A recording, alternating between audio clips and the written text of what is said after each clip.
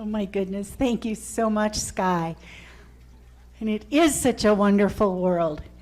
Thank you for being part of our world that is already wonderful. And to make it even more wonderful today, we have as our guest speaker, Reverend Cath DePalma. She is, as the majority of you know, and if you don't know, she is our interim minister. She had her own pulpit ministry for 25 plus years, I believe, in Florida.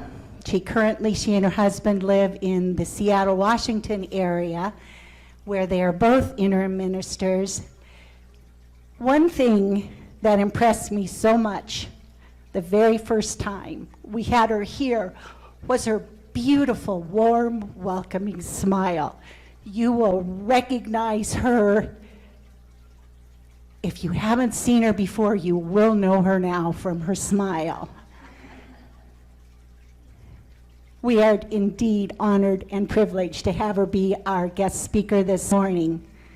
Thank you, Reverend Cath.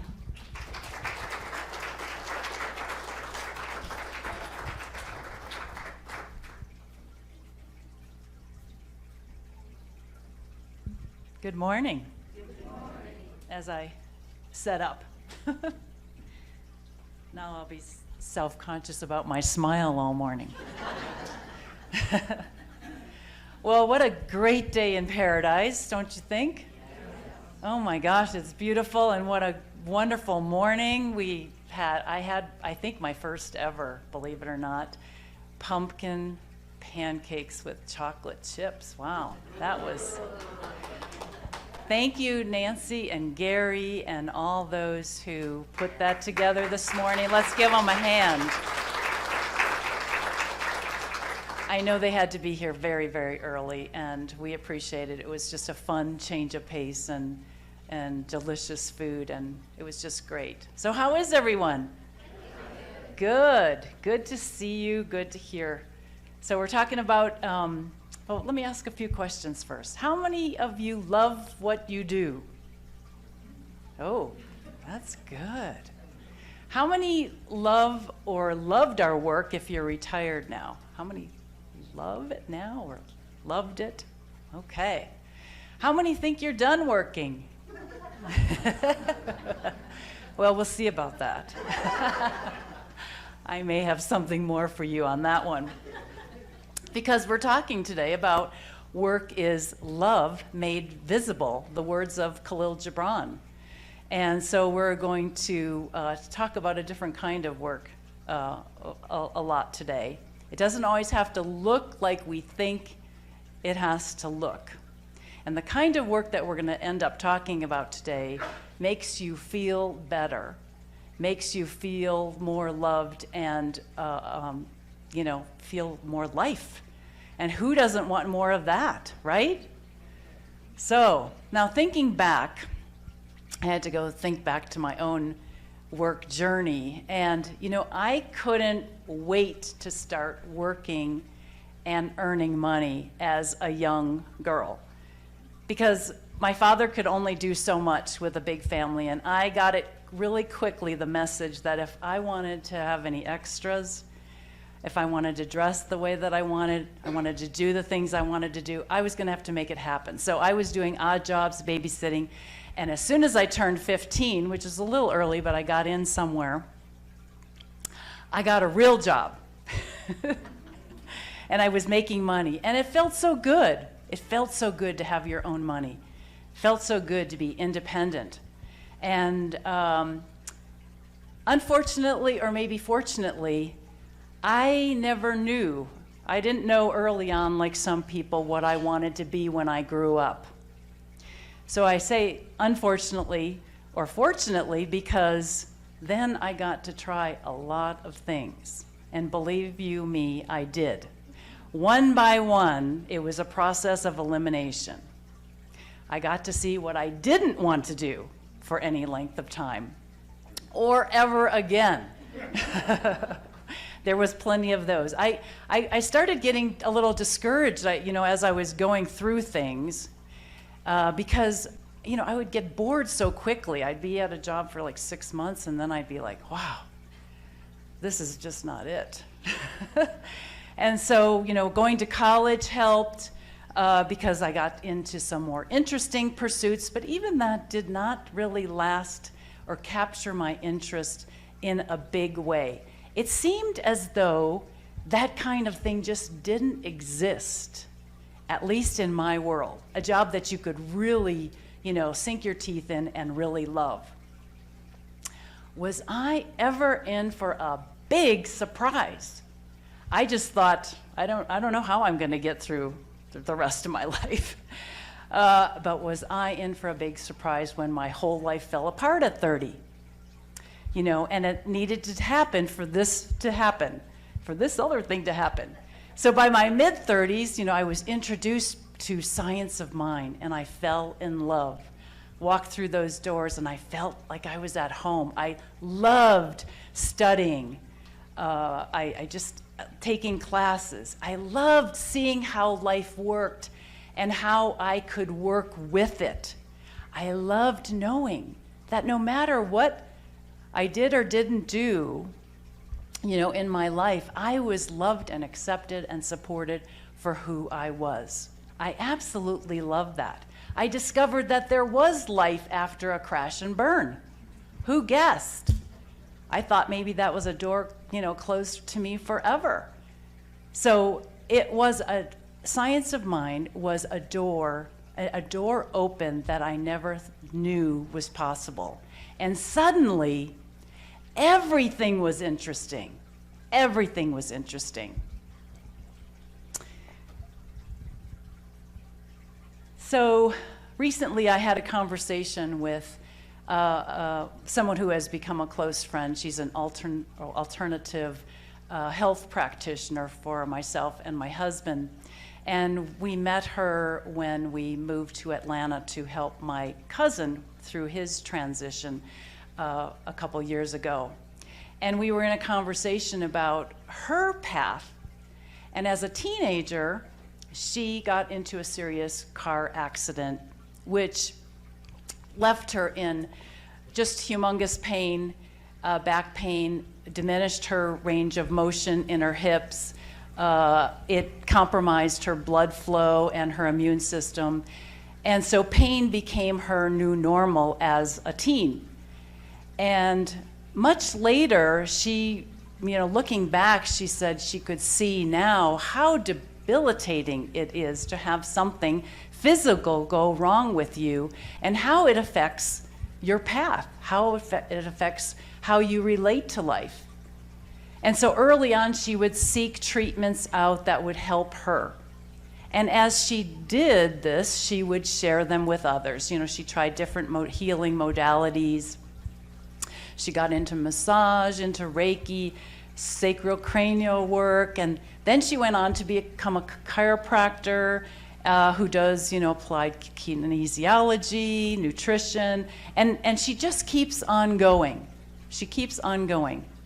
And that was all the beginning of her dedicating her life to helping others. So when she did that, her pain was transformed into purpose. Her pain was transformed into purpose. Now, of course, she didn't know it at the time that this is what was going on. She was just taking one step at a time, learning what she could learn, being present in the now moment, and helping whoever she could who was, around her. She was not aware that there was a bigger plan that was unfolding for her. She was following Spirit's lead. And today she says there's no limits to what we can accomplish with the health of these bodies. So there was this bigger plan in place that she was not aware of. And today she is doing just amazing work that is, just groundbreaking. And she's a gift to the world, and she is a big gift to John and myself. We benefit so much from what she continues to learn about the body and her growing expertise. Now, her story reminds me a lot of mine. As I said earlier, once I found Science of Mind, I wanted to share it with the world. I was, on cloud 9. Anybody that would talk to me about it, I would be right there. And my kids got the benefit of it because I became practitioner mom/mom. It was just a natural fit. It was a downstream thing. It was meant to be. Everything that I ever did before prepared me for, being a minister. And it just prepared me for that role. I could never have figured this out on my own. I am not that smart. This was a plan that was going, and I was just kind of going with it and not being able to see the bigger picture. So like my friend, something better wanted to happen for me. And I can thank all the things that happened to me up until this point, and even what's happening now, of course, for bringing me to this place. And it just keeps getting better and better. Deepak Chopra says, work becomes effortless when we come from our true whole self. When we come from our true whole self, it becomes effortless. But when we come from our small personality self, the small I self, it becomes effortful, full of effort. And that's the difference between having a job and having a calling. And I do believe that when we get to a place in our spiritual maturity, that we can live our whole life that way. We can live that way as if we've had a calling. Then we have so much to give, and it's effortless. We want to do more. We want to be a contributor to life. We want to help people. We're not just takers. We bring something very valuable to the table that benefits not only us, but it benefits everyone else as well. Now, going back a little bit before becoming a minister, during my practitioner studies, I was working, one of my last jobs, I was working for a large software company in Atlanta, and I was doing customer support and training their customers on this particular software. And this was a company that, it was in a gorgeous, building, but this company wanted to keep track of their employees, and so we had a key card. So every time you even went to the bathroom, you had to plug in the card. It felt so controlling to some of us who are not really easily controlled. I knew I had to make it work as long as I was there. And so, I was taking advantage of learning how to do treatment. I had an hour commute to get into Midtown. And so I just treated the whole way. Now, somebody might have thought I was nuts because it wasn't really time when you had a cell phone to talk to somebody. And so I was just talking to myself out loud. And the treatments got very powerful. I had a whole hour to work on getting to work and having a good day. And so one day, after doing that, it hit me. I work for the universe. I don't work for these guys. I work for the universe. That's who my real boss is. And when I realized that, I could show up and give my best love and attention to the conditions that I was working under. And it was also the beginning of people just naturally and gradually coming up to me with their problems. And I had new answers because I was in classwork. I had new ways of seeing things, and people wanted some of that. They wanted to know more about that. So I work for the universe was a big game changer for me.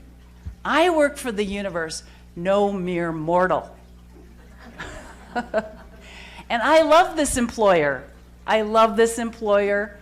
I have been working for the universe ever since, and there will never be any other employer.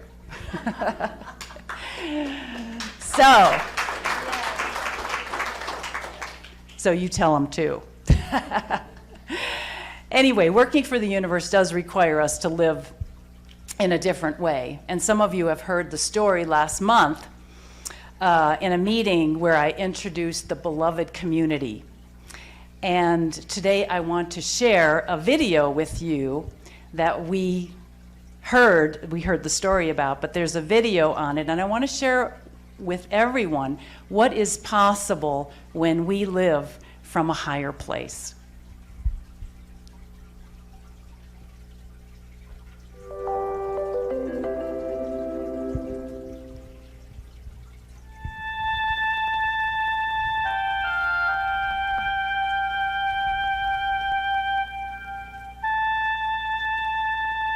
There was a monastery which had fallen upon hard times. Once a very great order, it suffered a loss of spirit, so that there were only 5 monks left, all over the age of 70. Clearly it was a dying order. In the deep woods surrounding the monastery, there was an old shack to which a rabbi from a nearby town occasionally used to come for hermitage. Through their many years of prayer and contemplation, the old monks had become a bit psychic, so they could always sense when the rabbi was in his hermitage. "The rabbi's in the woods, the rabbi's in the woods again," they would whisper to each other. Agonizing over the imminent death of his beloved monastery, it occurred to the abbot at one such time to visit the rabbi and ask if by some chance he could offer any advice that might save the dying order. The rabbi welcomed the abbot at his shack, but when the abbot explained the purpose of his visit, the rabbi could only commiserate with him. "I know how it is," he exclaimed. "The spirit has gone out of the people. It is the same in my town. Almost no one comes to the synagogue anymore." So the old abbot and the old rabbi wept together. Then they read parts of the Torah and quietly spoke of deep things. The time came when the abbot had to leave. "It has been a wonderful thing that we should meet after all these years," the abbot said. "But I have still failed in my purpose for coming here. Is there nothing you can tell me? No piece of advice you can give me that would help me save my dying order?" "No, I am sorry," the rabbi responded. "I have no advice. The only thing I can tell you is that the Messiah is one of you." When the abbot returned, his fellow monks crowded around him. "Well, what did the rabbi say?" "He couldn't help," the abbot answered. "We just wept and read the Torah together. The only thing he did say, just as I was leaving, it was something cryptic, was that the Messiah is one of us." In the days and weeks and months that followed, the old monks pondered this and wondered whether there was any possible significance to the rabbi's parting words. "The Messiah is one of us?" Could he possibly have meant one of us monks here at the monastery? If that's the case, which one? Do you suppose he meant the abbot? Yes, if he meant anyone, he probably meant Father Abbot. He's been our leader for more than a generation. But then he might have meant Brother Thomas. Certainly Brother Thomas is a holy man. Everyone knows that Thomas is a man of light. Certainly he couldn't have meant Brother Elred. Elred gets crotchety. But come to think of it, Elred is virtually always right. Maybe the rabbi did mean Brother Elred. But surely not Brother Philip. He's so passive, but then Philip is always there when you need him. He just mysteriously appears at your side. Maybe Philip is the Messiah. Of course, the rabbi didn't mean me. I'm just an ordinary person. Yet supposing he did, suppose I am the Messiah. Oh God, not me.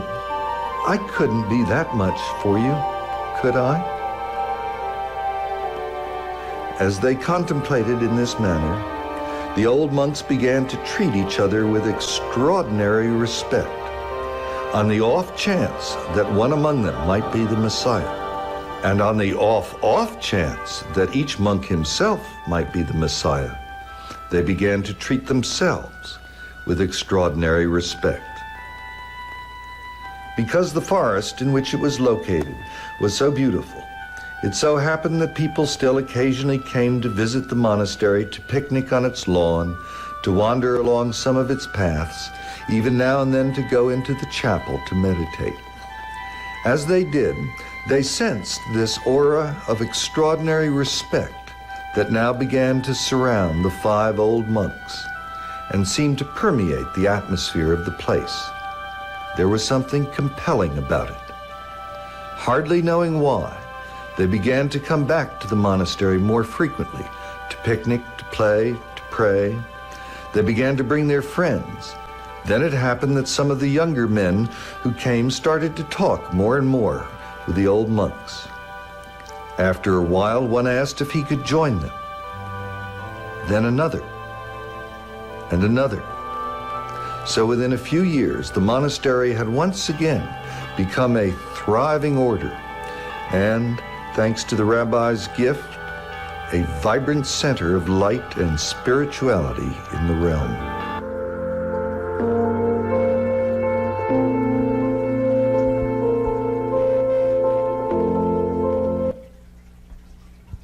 Good, huh?